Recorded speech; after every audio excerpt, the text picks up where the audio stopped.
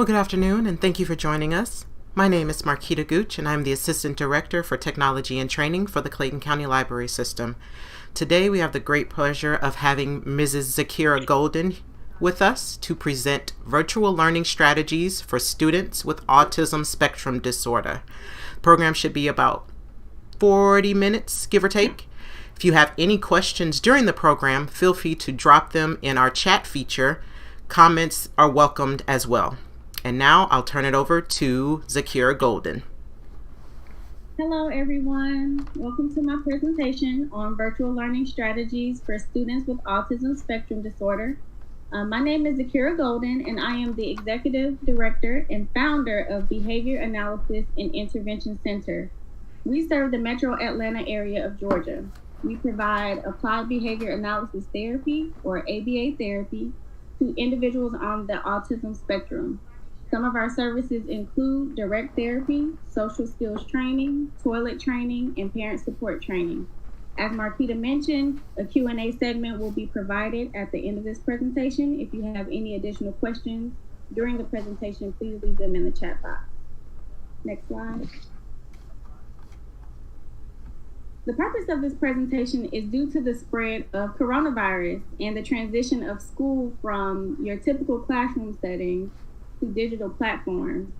These transitions can be very challenging for students diagnosed with autism spectrum disorder because individuals with ASD tend to thrive on consistency, structure, and routine. If your student still needs more support on understanding COVID-19 and all of the considerations that are in place right now, I do have a free social story found on Teachers Pay Teachers. The link will be provided to you in the chat box and at the end of the presentation. Next slide. Today we will discuss strategies on how to establish a routine, make a plan for academic activities, set up your student's learning space, and how your student can practice socializing virtually. Next slide. First, we're going to discuss how to establish a daily routine and what your student's day should look like. Next slide.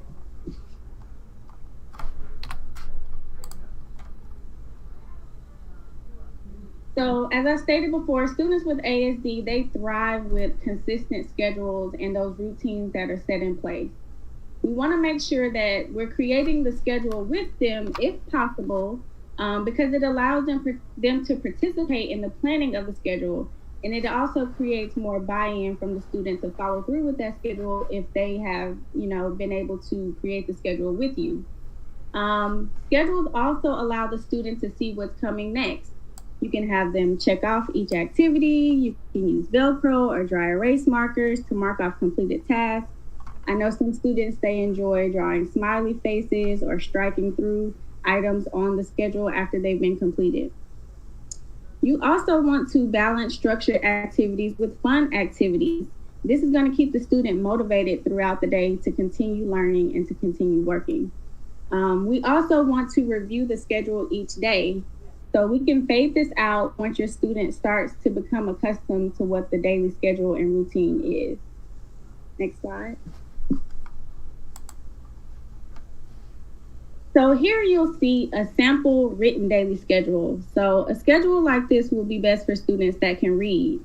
As you see, this schedule, it's starting all the way from the top of the day when they wake up, and it goes all the way until their bedtime. So we want to make sure that we're creating a schedule that's going to encompass their entire day. So some of our students, they may have ABA therapies, OT therapies, speech therapies. They may have a full schedule for their daily schedule. So we want to make sure that we're encompassing all of those things within the daily schedule. As you can see, this schedule is balanced as well. So it's balanced with outdoor activities, creative time, academics, quiet time or free time. And it also allows us to build in home chores, which is something that our ASD students are not able to do during a regular school day, right? So we have that additional time if we want to practice making up our bed, or if we need them to fold up laundry, or maybe you might need some help in the kitchen, putting dishes away. So inserting these types of activities into the day will be great for them as well. Next slide. So here you'll see a sample visual daily schedule. So as you can see, in comparison to the last schedule, you have clocks, you have colorful icons, like in the morning it says breakfast, with a bowl of cereal and a box of cereal. Toward the end of the day, you see you might do a quiet activity. It just has an icon with someone with their finger over their lips, kind of making a gesture to kind of quiet time. So a schedule like this will be best for students that need more visual support. So as we know, most students with ASD are visual learners. I do have a resource for you. It is do2learn.com. It's a great site for these icons that you see within the schedule, and use icons on Microsoft Word to create the schedule to personalize it for your student. Next slide. So next up is planning. Most parents and caregivers are asking themselves right now, how should I best plan for my students' academic time? Next slide.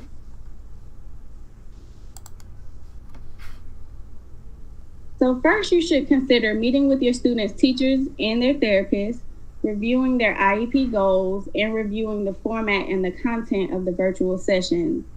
This will help parents and caregivers better understand what is expected on a day-to-day basis. So if parents and caregivers are lost during the academic time, your student is going to be lost as well. So make sure that you are familiar with the content of the day. You also want to, this will also help give parents the opportunity to expose the students to the content before the session.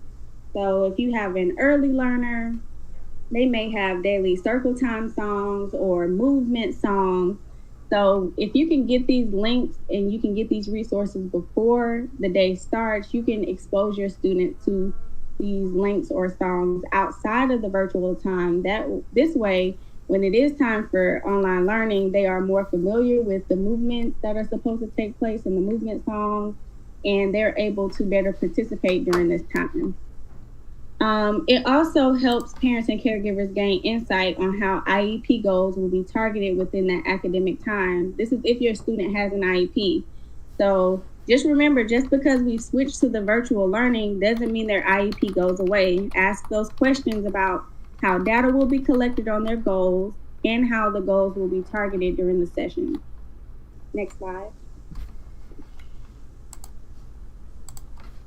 So visual supports and materials or manipulatives. These are things such as blocks, flashcards, numbers, letters.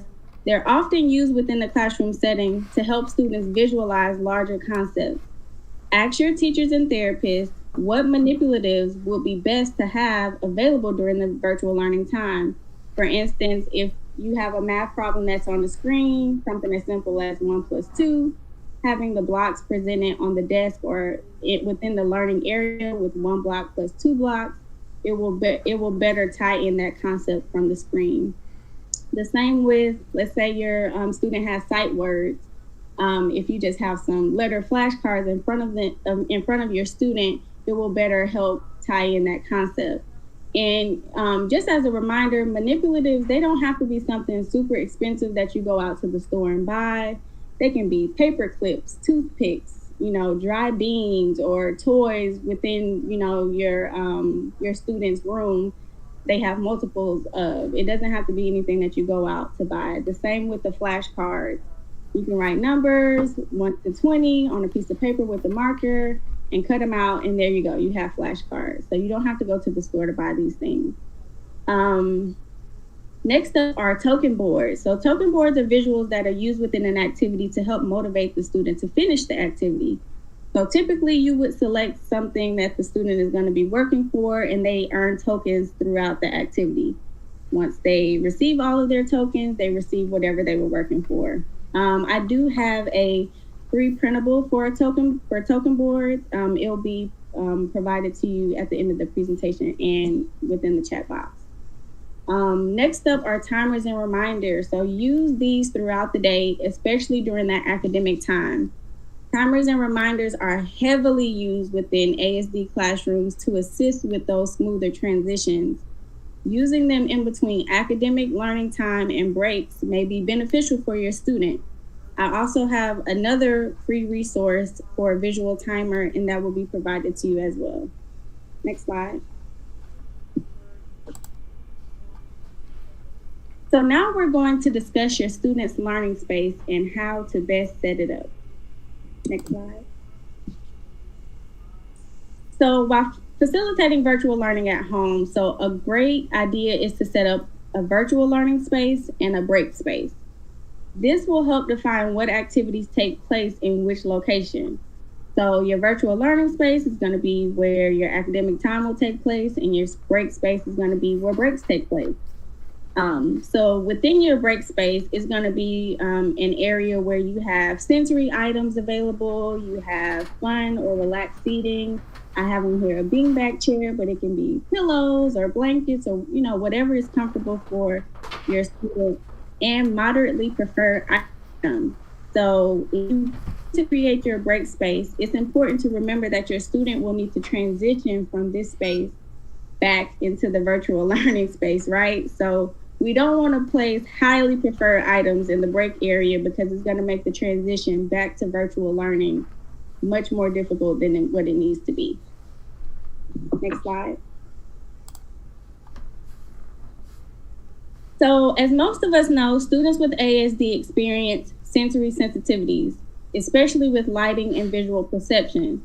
More than 50% of adolescents with ASD have visual processing deficits, including sensitivity to light. It's best to go ahead and set up your students' virtual learning space in a place that has natural lighting, if possible. It's not always possible, but if possible, we want to make sure that we're lowering the brightness on the computers or devices that we're using. And we want to make sure that we're reducing the clutter in the area that they're going to be having their virtual learning in. We want to make sure that we don't have a ton of posters on the wall behind the computer or a ton of things on the desk. We want to make sure that we're able to have them focus on the content that's being presented to them on the screen. Also, do you sometimes observe your student covering their ears or avoiding those loud noises? Well, sensitivity to light is frequently reported by those with ASD diagnoses. If needed, make sure that you're lowering the sound on those devices used and provide headphones if they're needed during this time. Next slide. Behavior support. Another area that is important is this behavior support during the virtual learning time and how you're going to best manage your students' behavior. Next slide. So first up, completing academic work at home can be very challenging. I'm sure some parents and caregivers have already gone through this with just completing homework assignments. But I did want to say that behavior is a form of communication. So some students with ASD may engage in behaviors just to communicate. Most often we see this happening when a demand is placed. So you ask them to do something. Something is restricted, so you're taking something away from them. They may want some attention, like, hey, look at me, or I need you, but they're engaging in these behaviors. And it may even be due to some sensory related items that we just can't see. Maybe they have a headache, maybe they have a stomach ache. We just don't know. But the best way to reduce or eliminate these behaviors is to practice working on functional communication. For example, if something is difficult and they need help, teaching them a way to advocate for their needs or wants appropriately is best. So you can teach them to say help or help me or this is hard. If your student is nonverbal, it may be helpful to pair a visual or a communication card that says help or a break card if they need a break. We also want to make sure that we are creating rules and expectations for that virtual learning space. Next slide. So here are a few sample virtual learning rules that I've come up with. It's not extensive. You can add to this list or take things away. But here are the rules. So eyes, pay attention to the screen. Ears, use your listening ears. Body, feet on the ground. Hands down except to ask a question. Voice, quiet voice. Work, simply complete your work. So you can write these out, and you can also create a visual by drawing symbols or using icons. That resource that I stated before with the visual schedule, you may find some icons that could work for your rules. And it's important to have these rules visible near the virtual learning area as a reminder for your students. So if you see that, their feet are all over the place, they might be spinning around in their chair, maybe you might just want to point to, hey, let's pay attention to our body. Our feet need to be on the ground when we're in our virtual learning area. Next slide. So we always want to make sure that we are promoting positive behaviors. So some ways that you can do this is to provide positive reinforcement throughout the day. So this just means to reward your student when you catch them doing something appropriate. For example, you're doing a great job sitting, or you're doing a great job using your quiet voice.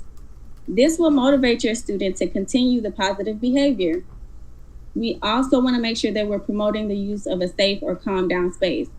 So if you do have a student that engages in disruptive behaviors, or you can tell that they're starting to become frustrated or upset, you may already be familiar with a safe or calm down space within your home, but you can kind of redirect them to this area so that they can have a safe space to calm down.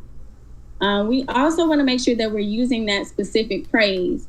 So just like I said before, you're doing a great job sitting, you're doing a great job using your quiet voice. Instead of just saying, nice job, nice work, some students with ASD may not understand exactly what they did a nice job, what they did for you to say that. So using that specific praise is very, very important so that they can understand what behaviors they're doing correctly.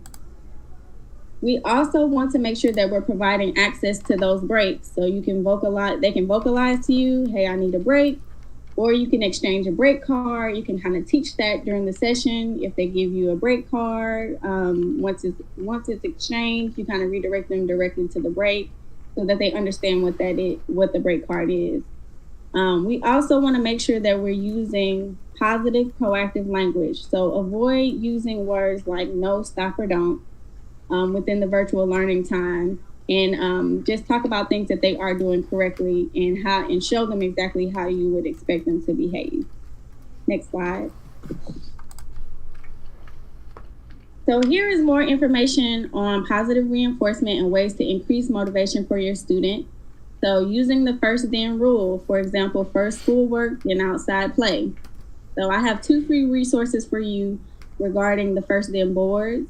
They'll be listed in the chat box and at the end of this presentation. But these boards are visual supports to help your students see what activity must be completed first and what activity must be completed next. So it may be we're going to do our math before we get work with our puzzles or whatever it is. You can kind of tailor it to your student.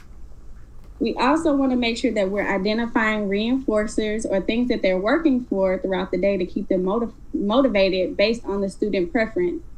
So I always use the example, say someone asked you to come and mow their lawn for $1 and another person asked you to mow their lawn for $1,000 and you had bills to pay. So most likely you're going to go with the person who is offering you $1,000 to mow this lawn because it is more reinforcing to you. So this same thing kind of goes on with our students with ASD. We want to make sure that they're working for something that they're interested in working for because that's what's going to keep them motivated. We also want to make sure that we're delivering that positive reinforcement as often as possible. So it can be something as simple as great job walking to your chair, great job sitting down, you're doing a great job, you did a great job for starting the session, anything, you did a great job getting your paper and your pencils out. Deliver that positive reinforcement all the time so that they can enjoy getting that praise during the time and it'll help motivate them to keep working. Next slide. So here are some strategies for handling those challenging behaviors. First, you want to make sure that you're responding calmly. So we never want to be just yelling at our students or super upset. We want to make sure that we're prompting calming strategies and coping skills. So for most parents and caregivers, they kind of already know what calms their student, whether it's, it might be some soft music, or coping skills. They may have specific coping skills that they're already using, but let's go ahead and prompt them to use these when we see those challenging behaviors. We also want to make sure that we're reviewing the rules and expectations that you created for the virtual learning time, right? So they may have forgotten that you asked me to keep my feet on the ground during this time. A great intervention strategy that I typically use with students when we are working in educational settings is to take a picture of them when they are sitting appropriately and post that next to the rules so that it gives them a visual of how they look, how you expect them to look during the virtual learning time. So typically, if their feet are off the ground, or they're not in their seat, or maybe they're talking loud or something like that, you can always direct them to the picture. Like, this is the way I need your body to be before we can continue. Next slide. So here are some sample calming and coping strategies that are most often used with our kiddos. So taking a deep breath. Sometimes as adults, we have to do this as well for us to calm us down. So taking deep breaths is a really big help. Fidget toys, stress balls, and other kind of tactile sensory items like sensory bins with like dry rice or dry beans or small toys. Deep pressure. So you will know if your student loves deep pressure because you've probably already been offering it to them. But if you have a student that loves like the weighted blankets or they have a weighted vest, these strategies may be great to use during this time. Also, the zones of regulation visual. So this is the visual at the bottom right of the screen. It encompasses 4 colors, so blue, green, yellow, and red. And so this is a program that categorizes our emotions into different colors or zones. And it helps teach our students ways to self-regulate their emotions. For example, the green zone is where we would like our student to be. And that is happy and calm and ready to learn. But if you see over in that red zone, they are mad, angry, yelling, hitting, or out of control. So this program helps teach our students how to self-regulate to kind of get back to green. And so a link to a zones of regulation printable will be listed for you at the end of this presentation. Next slide. So socializing virtually, as most of us know, social skills can be one of the most common challenging areas for students with ASD. So it is important that your student continues to practice socializing virtually. Next slide. So you may be asking yourself, why should my student practice socialization? Well, socialization is one of the main diagnosing factors of ASD. And due to social distancing measures that are currently in place, individuals with ASD can't practice their in-person social skills. Next slide. So here are ways that that your student can socialize virtually or remotely. Schedule time to connect with others via phone call, or text. This is always a great one. Connect virtually through email, Zoom, or Google Meet. Watch a movie at the same time. So if your student has friends or family members who they enjoy kind of the same things at the same time, a new movie comes out, play the movie at the same time, watch it together, maybe at the end have a discussion about it. Online games, Connect Four, Tic-Tac-Toe, drawing games, and Jeopardy. They're all great online games that your student can play with a friend or a family member. Writing a letter. I know that this is an age-old concept, but it's a great way to socialize remotely. Your student can practice getting out the envelope, putting the stamp on the envelope, maybe writing their name, selecting who they're going to write to, and they can expect a letter back. So maybe you can set up a program where that person is going to send something back to them. And for our younger learners, you can also have them do something as simple as draw a picture and send the picture in the mail and maybe expect a picture back. So that's a great way that they can socialize remotely as well. Next slide. So last up in this presentation are some other tips that may be helpful to you during this time. Next slide. First, we want to make sure that we're communicating and collaborating with your students' teachers and therapists often, right? So since most school systems, everyone is new to facilitating virtual learning, even though we kind of already did it earlier at the end of last year. But plans may often change, so make sure that you're up to date with any changes. So if math time is being switched to the ELA time, we just want to make sure that our schedules are up to date with what's going on during virtual learning. Also, you should also think about your students' strengths, weaknesses, and needs when creating their overall plan. So you know your student best.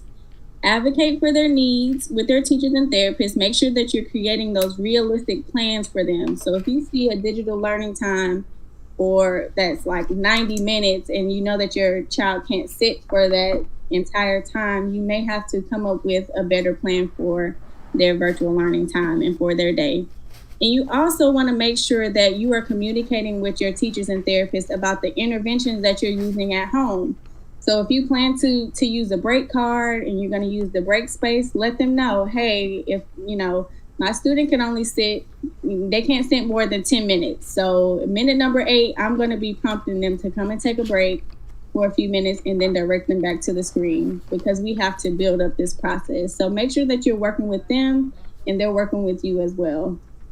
Lastly, you want to make sure that you are starting with old activities and then presenting those new activities to help build that momentum. So in the behavior world, we call this behavior momentum. So starting with familiar tasks helps your student get started and it helps get the wheels turning. Next slide. So as a recap, today we discussed how to best establish that routine during the day, plan for their virtual learning time, how to best create that learning space, and simple support strategies for behavior, and ways to socialize virtually. Next slide. So thank you to everyone who took the time to join me today on my presentation on virtual learning strategies for students with autism spectrum disorder. We're now going to transition into our Q&A to answer the questions that you all had during the presentation, if you had any. If you will not be staying for the Q&A, but you have additional questions or concerns or specific questions regarding ABA services in the Metro Atlanta area, you can contact me at zakira.golden@bainterventioncenter.com. or you can visit us on our website at www.bainterventioncenter.com. Also, if you live in the Clayton County area and do not have internet, hotspots are available on a first-come, first-served basis. You must provide a photo ID and proof of residency in Clayton County, County only, and they can be picked up from the headquarters library. You can visit them online at claytonpl.org. I also do have an additional resource for the Clayton County parents and caregivers. It is the Clayton County Parent Virtual Learning Toolkit, and this will be able to answer some of your additional questions specific to Clayton County. Thank you so much.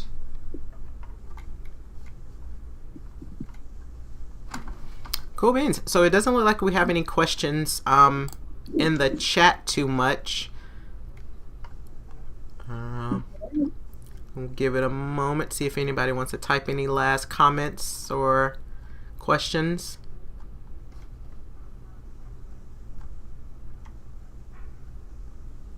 All right. So we'll leave this resources slide up. If you want to maybe go through the ones that you mentioned and kind of give a recap on each one, Zakira? Sure. So number one is the COVID-19 social story. So this is a social story that will kind of go into coronavirus and COVID-19 and kind of best explain why we are doing the virtual learning and why we have to take the measures that we're taking during this time. Number two, those are your token boards. So this is what I mentioned with during the presentation about, if you're working within an activity and you kind of want the student to see what they're working for and they're able to work for whatever specific item it is, they can earn tokens throughout that time. That's number two. Number three, those are your visual schedule icons. So if you plan to make a schedule, you want to maybe put it on a poster board, or you kind of just want to print them off on Microsoft Word, create your own schedule there. That's where you can find those icons on do2learn.com. Number four and number five, they're both first then boards. So if you kind of want to take your activities and kind of break them down a little bit further, those are your first then boards. They also have icons there as well. And you can use your visual schedule icons on your first and then board. So you can get really creative with those resources. Number six, those are your zones of regulation printables.